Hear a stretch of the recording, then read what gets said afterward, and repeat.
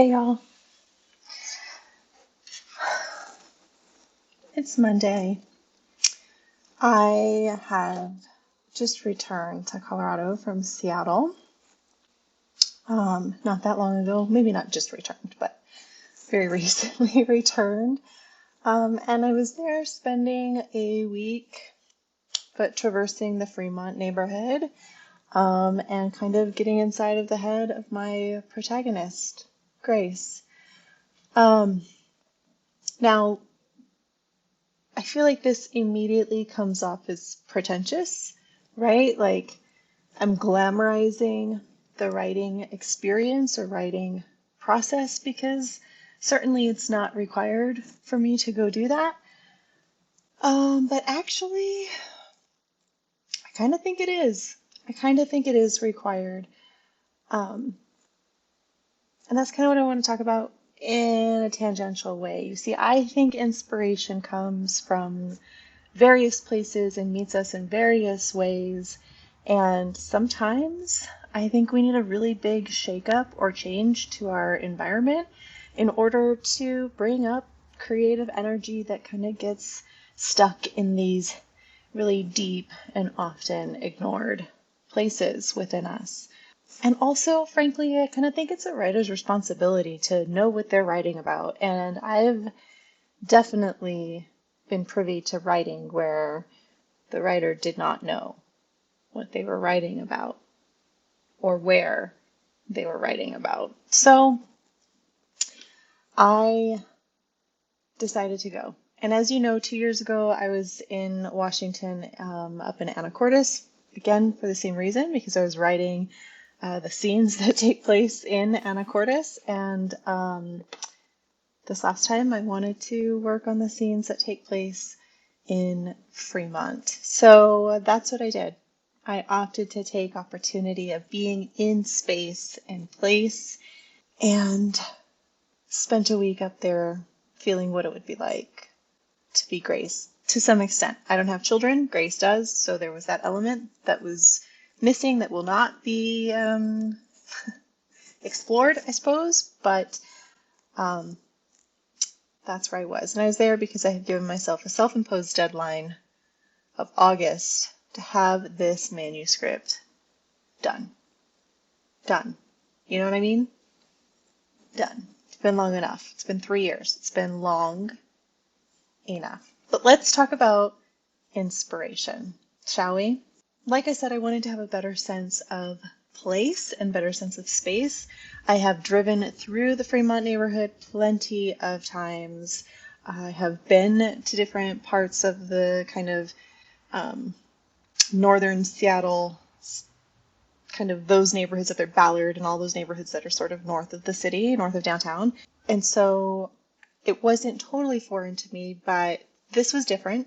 Like I said, I foot traversed, so I walked everywhere. I did not rent a car this time. I relied on public transportation and my feet to get where I needed to be. And the intention was to give me a better sense of what it's like to just sort of be there, right? What does it sound like walking around the neighborhoods? What can I smell? What can I feel?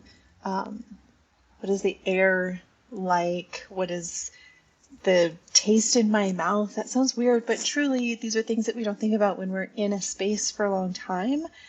They sort of just go away, and there's certainly parts of the book when Grace is completely unaware of what's around her because she's so much in her head that she can't distinguish sounds from each other or smells from each other. And it's important to me to know what she isn't distinguishing, right? So that did happen. But something else ended up happening too. And so I kind of want to talk about that a little bit. I think I sort of found myself in a bit of an identity crisis. Kind of, right? Because I was there and I was doing things, and what I started to get stuck on was, am I doing what I want, like it's a vacation, or am I doing things I think Grace would do? What am I doing here? What am I taking note of here? What am I not doing because it's not a vacation? What am I not doing because I don't think it's what Grace would do, as opposed to just sort of seeing how things would unfold, which I did do some of. But I think I got kind of caught up in who am I on this trip? Am I me? Am I Grace? And why am I doing what I'm doing? Is it for me? Is it for Grace? I even felt a little guilty for not doing some things, as a traveler, I think we try to do lots of stuff, right? We try to like take advantage of this time that we have in this place, whether it's new or not. Everything is like an adventure, and we want to see new things and taste new foods and all this stuff. And we try to pack a lot of stuff into maybe a really short time. And so I didn't do that so much. In fact, I spent one whole day in my cottage that I rented. Well, I did step out to get some really delicious donuts, but I didn't really do much else. It was my last full day there. I had done kind of all the things I had strategically set out to do, and I spent a day just kind of being inside and being on the back patio and just kind of hanging out. And for a moment I felt guilty, right? Like it's a waste of time. It's kind of how that felt. But it wasn't. It wasn't a waste of time. I'll come back to that in just a moment, actually, because before I lose the thought that I currently have, I want to come back to this idea of like, who am I doing this for, and who am I in this moment? Right now, I lost myself. And it was fine, but I lost myself. And I also think for a moment that I lost Grace as well.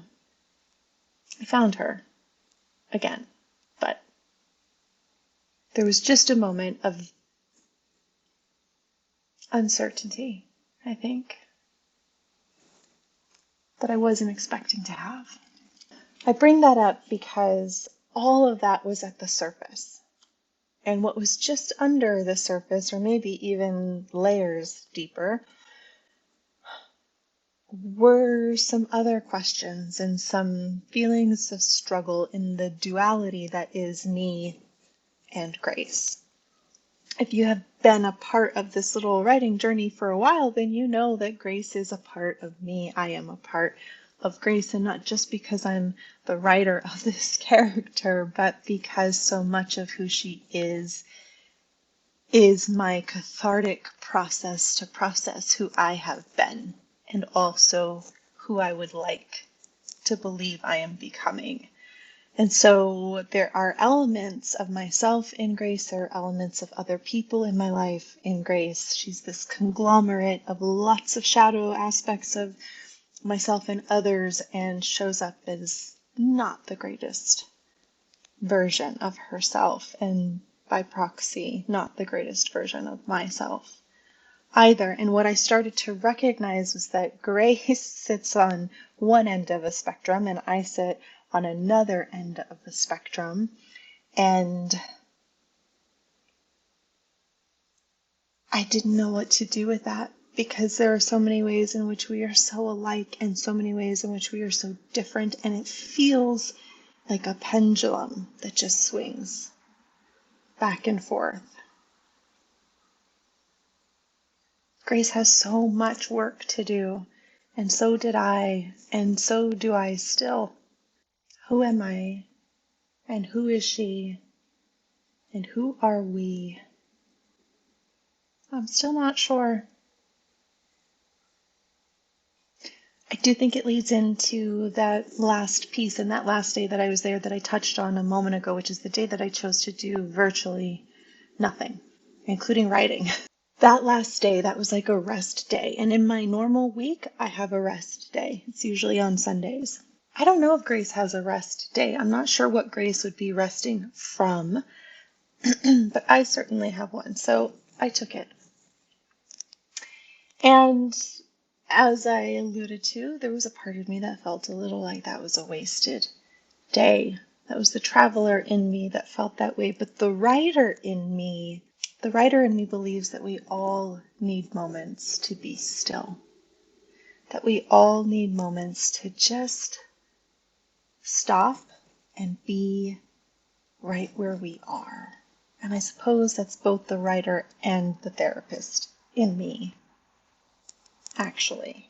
And there was a great deal of productivity on that rest day, despite the fact that I wasn't writing and despite the fact that I wasn't going anywhere or kind of doing anything. I did make dinner, and by the time I made dinner that night, I had a new idea for how to structure the narrative of the book that I think will help everything kind of flow a little better. It was beginning to feel like I wasn't quite sure how things were going to connect.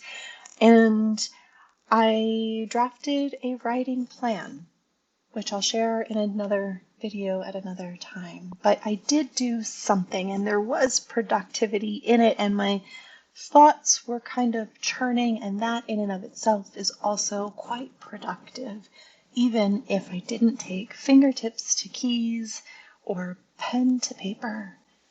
Something happened on that day, for sure.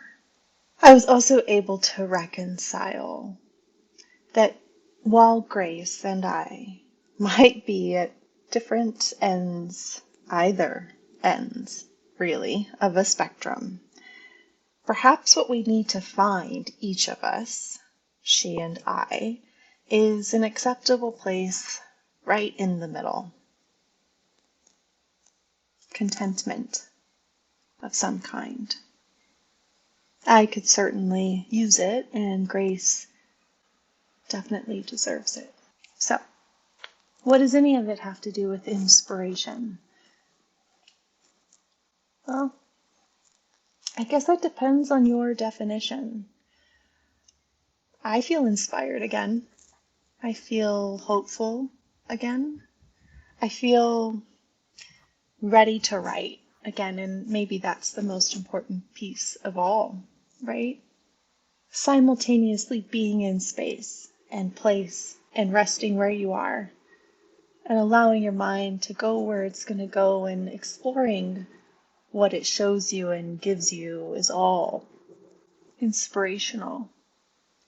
When we pull back from thinking that inspiration has to be big and showy and in your face, we find the little nuggets of inspiration that I think have a tendency to take us even further than we originally planned to go.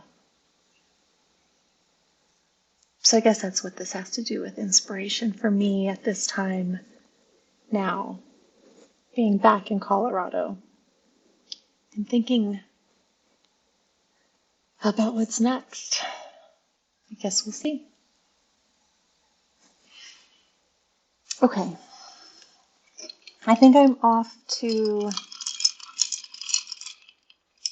seek something new for today and sit down and write.